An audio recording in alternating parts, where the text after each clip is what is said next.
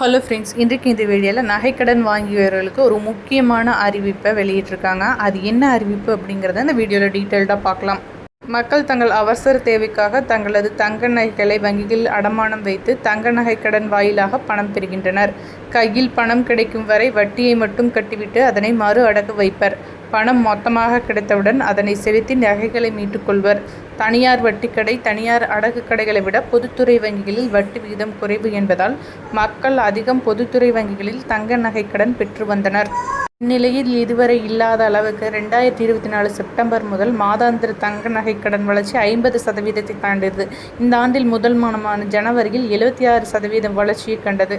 இதுகுறித்து சந்தேகம் எழுந்ததால் இதனையடுத்து ரிசர்வ் வங்கி தங்க நகைக்கடன் விதிமுறை மாற்றியமைத்தது. முன்பு போல் வட்டியை மட்டும் செலுத்தி நகையை மறு அடமானம் வைக்க முடியாது. தற்போது அசலுடன் வட்டியை சேர்த்து நகையை திரும்ப பெற வேண்டும்.